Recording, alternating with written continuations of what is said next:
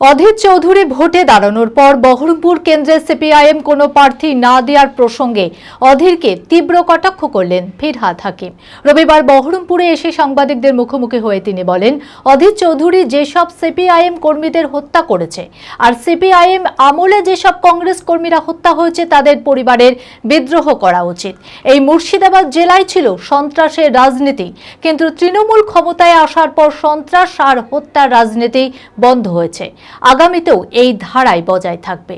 পাল্টা ফিরহাদ হাকিমকেও এক হাত নিলেন অধীর রঞ্জন চৌধুরী। তৃণমূলের কোনো অস্তিত্ব বহরমপুরে থাকবে না, তাই তো বহরমপুরে পদযাত্রা করতে হচ্ছে মমতা ব্যানার্জিকে। মানসিক স্বাস্থ্যের জন্য সবার আগে যে নামটি মনে ভেসে ওঠে, সুস্থ মনের ঠিকানা মনোবীক্ষণ। যোগাযোগ নাম্বার 7477799513।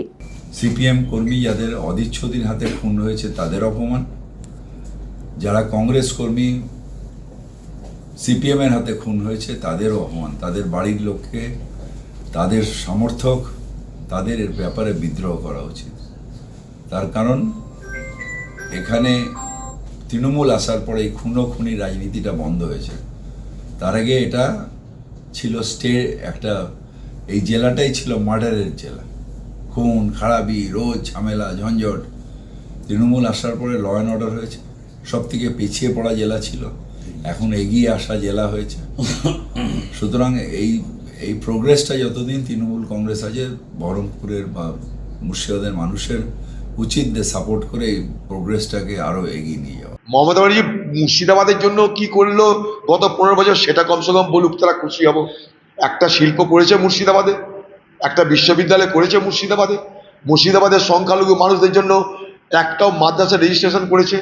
সংখ্যালঘু মানুষদের স্বার্থে এই মুর্শিদাবাদ জেলায় আপনারা বারবার এসে সংখ্যালঘু মানুষের ভোট ব্যাংকে হাত দিয়েছেন, তাদেরকে দুধেল গাই বলে অসম্মানিত করেছেন। এই মুর্শিদাবাদ জেলায় ওয়াকফ সম্পত্তি কীভাবে লুটপাট হচ্ছে তার খবর দিয়েছেন। আপনারা কী করেছেন সেটা বলুন।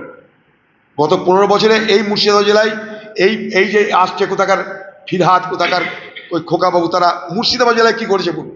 এই মুর্শিদাবাদ জেলা আজকে পরিযায়ী শ্রমিকের ঠিকানা হয়ে গেল কেন?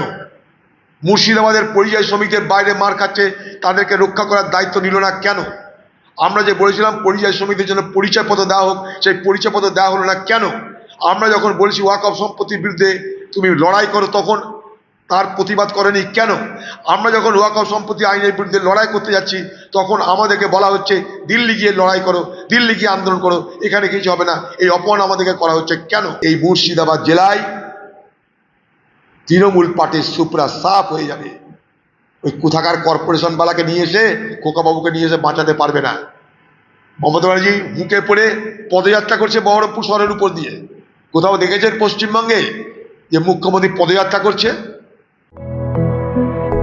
B care institute of management and technology ভর্তি চলছে civil, mechanical, electrical, electronics and telecommunication engineering কোর্সে। শিক্ষাগত যোগ্যতা: প্রথম বর্ষে ভর্তির জন্য মাধ্যমিক পাস এবং দ্বিতীয় বর্ষে ভর্তির জন্য বিজ্ঞান বিভাগে উচ্চ মাধ্যমিক পাস অথবা উচ্চ মাধ্যমিক ভোকেশনাল পাস। খুবই অল্প খরচে পড়ার সুবর্ণ সুযোগের সাথে রয়েছে স্কলারশিপের ব্যবস্থাও। রয়েছে বাস পরিষেবা ও হোটেলে থাকার ব্যবস্থা। আইটিআই পাস ছাত্রছাত্রীদের দ্বিতীয় বর্ষে সরাসরি ভর্তি চলছে। মেধাবী ও আর্থিক দিক দিয়ে পিছিয়ে পড়া ছাত্রছাত্রীদের জন্য রয়েছে 20% বিশেষ ছাড়। ঠিকানা NH34 এর কাছে, কানফালা, নবগ্রাম, মুর্শিদাবাদ। যোগাযোগ নাম্বার 08967158821।